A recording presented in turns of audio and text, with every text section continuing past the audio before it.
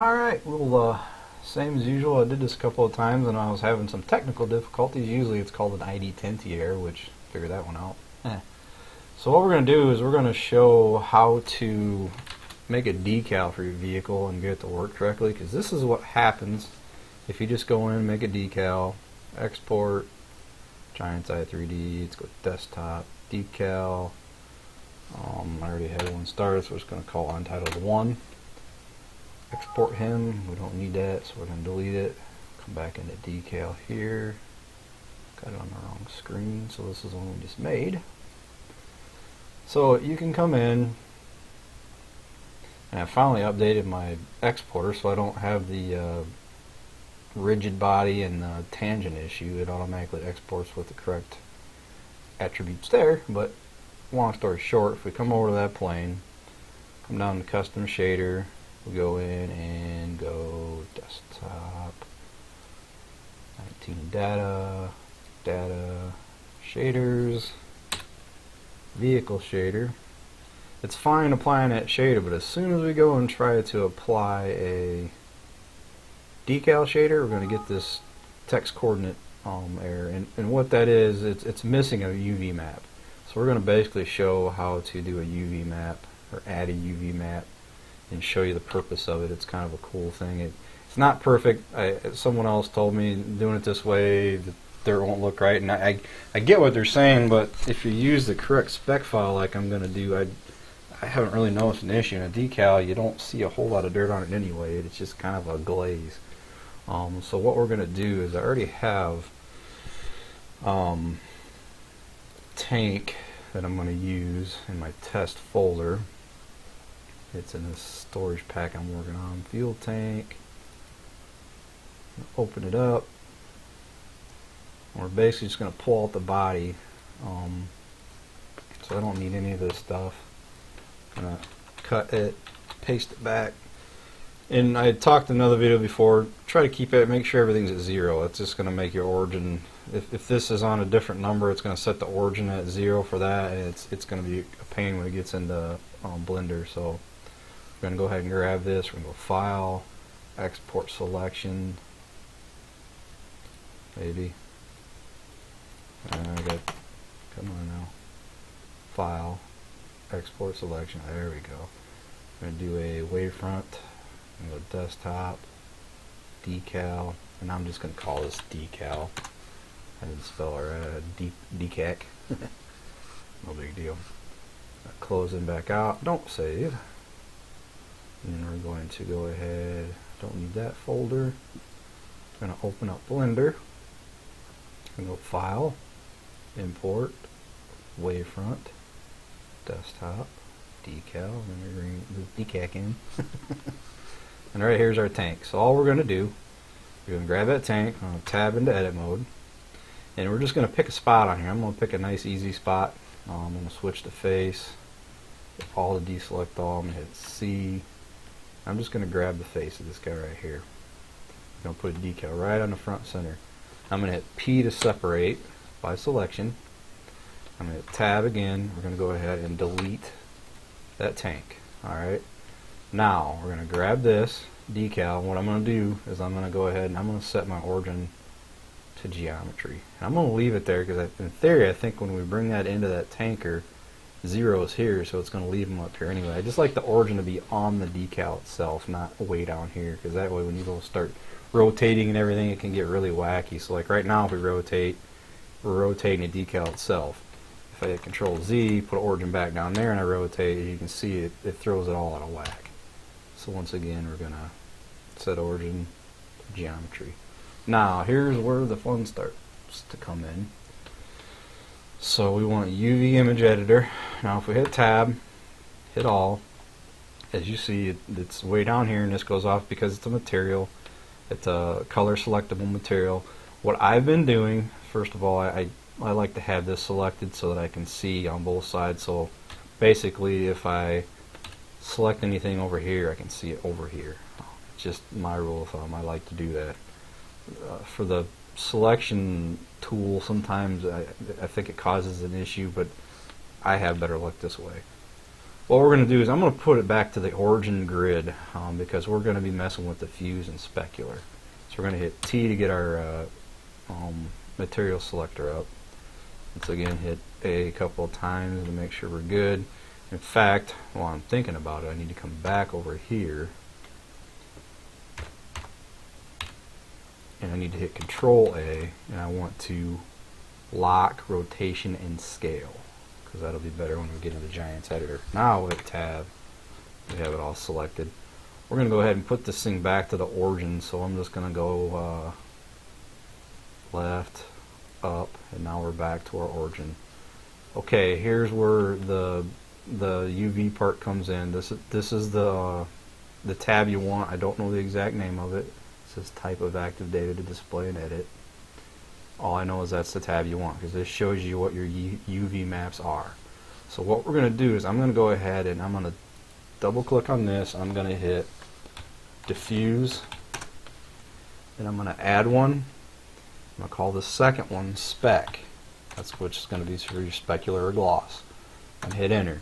Now the cool thing about this is if I mess with this UV, it doesn't mess this UV up. So to have a better explanation, I'm going to leave it small like that because it's going to use the original equipment specular file. It's going to stay in the same place where that part of that tank was, so that way it's going to pick its dirt up. That's the whole purpose of this theory that I'm messing with, and I don't know if that's why Giants did it this way or not, but you don't have to do it this way. You could make your own UV, you could zoom it out, do whatever, but I'm gonna cheat by using the original specular file for this decal off the original piece of equipment. Kind of hard to really, I'm not great at explaining that, but that's just basically in a nutshell what I'm trying to do. But the cool thing is I can go to the diffuse, I can select him, I can come back over here.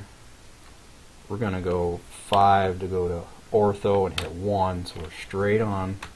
I just like to do this when I'm projecting from view. We're going to re-unwrap this, and once again we want to make sure we're in the diffuse. We don't want to mess with that spec, we want to leave it alone. We're going to go diffuse. I'm going to hit U, and I'm going to hit project from view. Now what's nice about that is it puts a nice flat UV on there. It doesn't keep the it's not curved. I've had a lot of better luck doing it this way. Just leave it that way. I'm going to go ahead and scale this up as well so we can get a nicer looking image. Try to center, and I'm not good enough with, just be honest, I'm not good enough with Blender to know how to automatically do that. I kind of scaled up. But then what we're going to do is I'm going to show you as well. If you're not familiar with this feature, you can go to UV. I'm going to export UV layout. Go back to desktop, decal. And I'm just going to call it UV layout. Going to hit enter and enter. And we're going to come out, and what you'll have is your UV layout. So this is basically showing you where the Blender is looking for its image. Now, I already started this video like I said before, so I have a fuel tank decal, but I'll just kind of show you what you do. So I can basically Control A, Control C to copy. I'm going to go edit, paste into new layer. And I don't have there is a plug-in to actually take your objects and make sure this is centered. I don't have it on this computer, I have it on my laptop, but long story short, it's just showing you, hey, this UV, you want to keep this image inside that UV. So we can come in here, Control A to make sure we do have it all selected. I can grab this and I can zoom this out and make this larger if I want, but it's kind of an overkill, so we'll just leave it where it was, kind of centered up on this guy. But then what you want to do is you want to actually come in here and delete that layer because you don't want the mark showing up. You don't want that UV showing up on your actual decal. We're going to hit File, Save As, and we're going to go to DDS, and I already have it, but I'm just going to override it. Could be Fuel Tank DDS. Yes, I want to replace. We want a DTX5. We want Generate Bitmap. And you want the 5 because it's going to be an alpha. You don't want this showing up as white or anything. You want it to be clear. So you're going to hit OK. You're going to head and close out Paint. Open up Blender again. Okay, now here's where and just to show you, there's the diffuse, there's our spec. See how our UV changes? So it just gives you an idea of what's going on. You have 2 different UV maps now. Now to actually utilize it, we're going to come over, we're going to go to material, going to hit new. We're going to go ahead and call this fuel tank decal, or actually we'll just call it decal underscore material. Hit enter. So that's your material. Now is where your text stream comes in. So what we want to do is go new, and I'm just going to go ahead and call this diffuse. We're going to come over here. Oops. Going to hit new. We're going to call this spec. That way it keeps you keeps you organized on what you have going on, because we are going to have two different textures with a UV map. So on the diffuse, we're going to come over here. We're going to hit open. We're going to go desktop, decal, and we're going to want the diffuse. And I could have called that fuel tank diffuse, but no big deal. I'm going to go ahead and select him, and then just to show you what it's going to look like, to make sure we don't have it all out of whack, I'm going to go back to our material. I'm going to hit shadeless. Come over here and just going to hit material. As you can see, awesome. It's right on the straight front, right in the center. Sometimes you have to rotate this just to give you an idea. If we come back over here, and it could be like that, or it could be mirrored. Sometimes you have to come in here UV, and you have to like if we go mirror x-axis, see how it flips it upside down. So I'm gonna hit control so you go back. Just to give you an idea, I always hit shadeless over here and then come over and hit the material. That way I know it looks correct. Now I'm going to go ahead and switch back to solid. You want to remember to turn that off. If you don't turn that off, it's going to make it emissive and cause you some other issues. So just make sure you shut that back off. We're going to come back to the texture tab. So we have our diffuse set. That is all done. So what we need to do is we need to go on our spec. So what we're going to do on the spec is we're going to open. Now what I did, I cheated a little bit because I'm going to change the pathing when we get back in, but I went ahead and put the body specular for that tank in this decal folder so that I didn't have to search for it through Blender. It's a little harder in Blender. I've got shortcuts on my PC, but through Blender it's a little harder to find it. So I just went ahead and body specular. Now I want to go over here and I go spec for the UV, and then I want to make sure up here that I have this on diffuse. That's choosing the map it's looking for, just to give you an idea. So spec, and you can see how it changed the pictures as well. But on the spec, we have to come down here and uncheck that, and then check all three of these. Now, just to give you an idea what I was talking about on how this is pulling off the original file and why it's so small. It's like, okay, it's going to look like crap, it's so small. Well, just to give you an idea, if we come over here and we go to the specular, as you can see, that image is huge. That's why that's showing up that way. And you can see, obviously, that's part of the front of the tank. If we go back to diffuse, the same thing. Go into here, you can see how that's where it's picking up the diffuse. So I just wanted to kind of show you that, yeah, it may seem like an awful small area for the UV, but it's actually on a very large image. This is I can't remember if this was 1024 or not. This image is way too big. We don't even need that big of an image, but I just wanted to give that idea what was going on and why I was using that original spec. So a lot of rambling on, but we are back. That's what I was talking about. So we have our specular with the spec UV map for the spec. I'm going to go to diffuse. It's going to be the diffuse image with the diffuse map, and I didn't even mess with this. This is by default. So we should be to the point now. Go file, export, Giants i3D. We'll go desktop, decal. We're going to call this fuel decal just for the heck of it. We're going to export it. Alright, we'll just minimize that for now. Now what we can do as well is we can go to the folder that we want to test it on here, and we can go to test, storage pack. I'm going to go ahead and grab this i3D, I'm going to copy it here,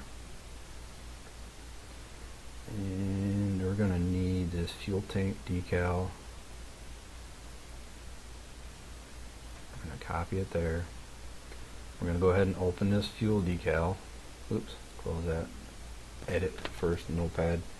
Now what I'm going to do is I'm going to go ahead and tell, hey, we're looking for that fuel tank decal right in this folder, same folder. And then we're going to fix this specular so that it loads from the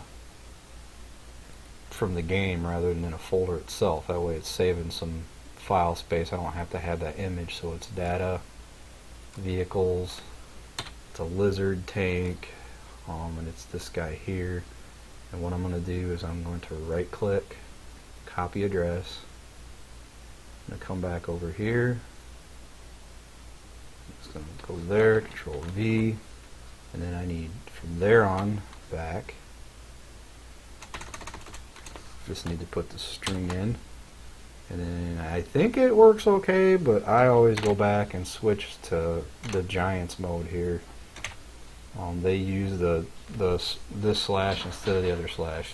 I don't know the difference between backslash and forward slash. Just gonna be honest, but I always switch it to use what Giants likes. They like to use, it looks like, the web format. So once again, I'm showing my ignorance in computer skills there. Anyhow, we can go ahead and save this. Close out. Now when we open this fuel decal up,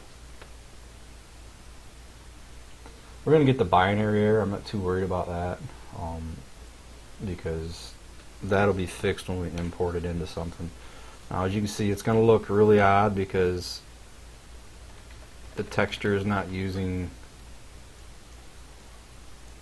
hard to explain, but it's not looking at the vehicle shader. That's why that looks so odd. But we're going to fix that. We're going to go ahead. We're going to go ahead and rename this. Anyway, we're just going to call it fuel. I don't know why I'm having trouble with that today. Decal. Going to hit enter. You can see it kept that translation, so when you import this into the tank, it should pop up correct. We're going to go on down. We're going to go and we're going to go to the shader. We're going to add a shader. We're going to go. I'm just going to go where I know mine is. Data, data, shaders. We want vehicle shader. As you can see, it's already looking a little different. And then we're going to go ahead and we're going to switch to decal. As you can see, it looks a lot better now. And we didn't get the error. So like I said before, you know, unless you zoom this decal up, I don't think that dirt looks bad. You can see there's not much dirt on a decal anyway, but see, it's basically sharing the specular file from that tank. So in theory, the dirt would be the same size anyway. Now if you start zooming that guy way out and making it huge, it's going to look odd then. But what I'm going to go ahead and do is I'm just going to hit save this, close back out. We're going to bring the fuel tank back up.